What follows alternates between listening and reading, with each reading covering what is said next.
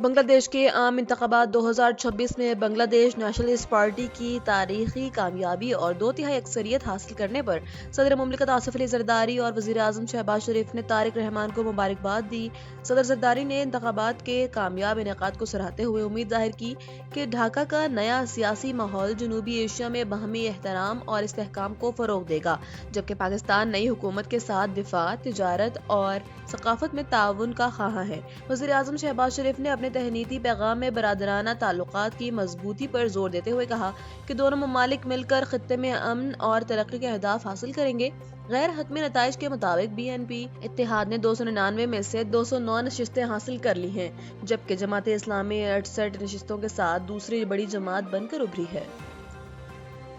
اقوام متحدہ میں پاکستان کے مستقل مندوب عاصم افتخار نے سلامتی کونسل میں خطاب کرتے ہوئے افغان سرزمین سے ہونے والی دہشت گردی پر شدید تشویش کا اظہار کیا ہے۔ انہوں نے انکشاف کیا ہے کہ پاکستان میں حالیہ دہشت گردی کے واقعات میں 80 بے گناہ پاکستانی جاں بحق ہوئے، جن کی منصوبہ بندی کے تانے بانے افغانستان سے ملتے ہیں۔ عاصم افتخار نے افغان طالبان پر زور دیا کہ وہ اپنے وعدوں پر عمل کرتے ہوئے افغان مٹی کو کسی دوسرے ملک کے خلاف استعمال نہ ہونے دیں، کیونکہ وہاں موجود دہشت گرد گروہ علاقائی امن کے لیے بڑا خطرہ ہے۔ اس کے علاوہ انہوں نے افغانستان میں جاری انسانی بحران اور خواتین کے حقوق کی پامالی پر بھی عالمی برادری کی توجہ مبذول کرائی۔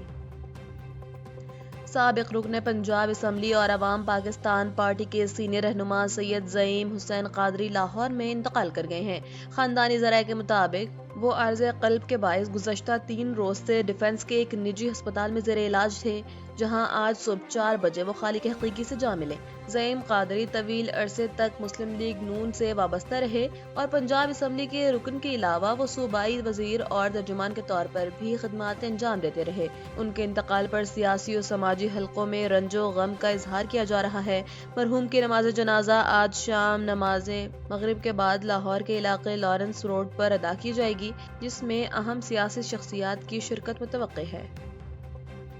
ICC T20 ورلڈ کپ 2026 میں 15 فروری کو ہونے والا پاک بھارت ٹاکرا بارش کے خطرے سے دوچار ہے، جس سے دنیا بھر کے شائقین کرکٹ میں تشویش پائی جا رہی ہے۔ کولمبو میں اتوار کے روز گرج چمک کے ساتھ بارش کا 55 سے 60% امکان ظاہر کیا جا رہا ہے اور سب سے زیادہ بارش میچ کے مقررہ اوقات کے دوران متوقع ہے۔ دوسری جانب بھارتی کیمپ سے خبر آئی ہے کہ اوپنر ابھیشیک شرما معدے کے انفیکشن سے صحت یاب ہو کر ٹیم کو جوائن کر چکے ہیں، تاہم ان کی فائنل 11 میں شرکت کا فیصلہ میچ سے قبل فٹنس ٹیسٹ سے مشروط ہوگا۔ اگر بارش کی وجہ سے میچ مکمل نہ ہو سکا تو ICC قوانین کے تحت دونوں ٹیموں کو 1-1 پوائنٹ دیا جائے گا، جو گروپ A کی صورتحال کو مزید دلچسپ بنا سکتا ہے۔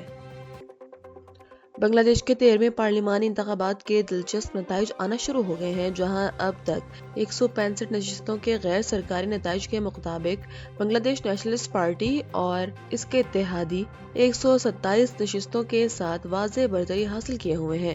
جبکہ جماعت اسلامی اور اس کے اتحادیوں نے 34 نشستیں حاصل کی ہیں۔ انتخابات کے ساتھ ساتھ ہونے والے تاریخی ریفرینڈم میں اب تک 66% عوام نے آئینی اصلاحات کے حق میں ووٹ ڈالا، جس میں وزیر اعظم کے لیے 2 مدتوں کی حد اور نگران حکومت کی بحالی جیسی اہم تجاویز شامل ہیں۔ پہلی بار 15 لاکھ سے زائد پوسٹل ووٹ ایپ کے ذریعے ڈالے گئے، جو ڈیجیٹل شفافیت کی جانب ایک بڑا قدم ہے۔ طارق رحمان اور شفیق الرحمان نے امن و امان اور عوامی خواہشات کے احترام کو اپنی ترجیح قرار دیا، جبکہ عوامی لیگ کی غیر موجودگی میں مقابلہ روایتی حریفوں کے درمیان کڑا رہا۔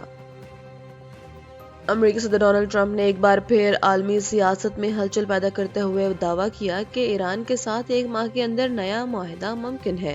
تاہم انہوں نے انتباہ بھی کیا کہ معاہدہ نہ ہونے کی صورت میں ایران کو انتہائی تکلیف دہ صورتحال کا سامنا کرنا پڑ سکتا ہے۔ ایک تقریب سے خطاب میں صدر ٹرمپ نے اسرائیلی سیاست پر بھی کڑی تنقید کی اور اسرائیلی عوام کو نیتن یاہو کے خلاف آواز اٹھانے کا مشورہ دیا، جبکہ ساتھ ہی یہ عجیب مطالبہ بھی کیا کہ نیتن یاہو کو کرپشن کیسز میں معافی ملنی چاہیے۔ رپورٹ کے مطابق ٹرمپ اگلے ہفتے غزہ امن بورڈ کی توسیع کا ارادہ رکھتے ہیں، جس میں مزید ممالک کو شامل کر کے مشرق وسطیٰ میں اپنا اثر و رسوخ بڑھایا جائے گا۔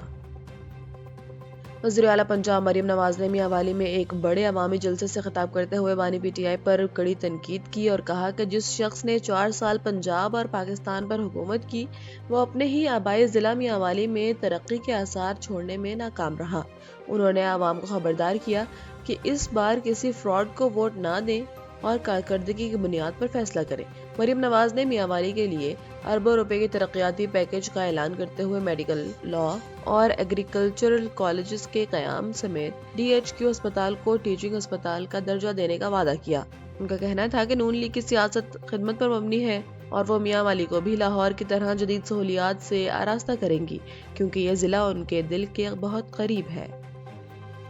لاہور میں 2 دہائیوں بعد بسنت کی تاریخی واپسی کے بعد اب بلوچستان کے دارالحکومت کوئٹہ میں بھی 13 سے 15 فروری تک 3 روز بسنت میلے کا آغاز ہو گیا ہے۔ پولیس اور ضلع انتظامیہ نے شہریوں کو ہدایت کی ہے کہ وہ اس تہوار کو محفوظ اور پرامن طریقے سے منائیں، جبکہ ہوائی فائرنگ اور ممنوعہ ڈور کے استعمال سے مکمل اجتناب برتیں۔ کوئٹہ کے بازاروں میں رنگ برنگی پتنگوں کے روایتی پیلے لباس کی خریداری کا جوش و خروش عروج پر ہے اور شہر کے مختلف علاقوں میں ثقافتی پروگرامز اور موسیقی کی تقریبات بھی منعقد کی جا رہی ہیں۔ حکام کے مطابق ان اقدامات کا مقصد شہریوں کو تفریح کے مواقع فراہم کرنا اور شہر میں سماجی ہم آہنگی کو فروغ دینا ہے۔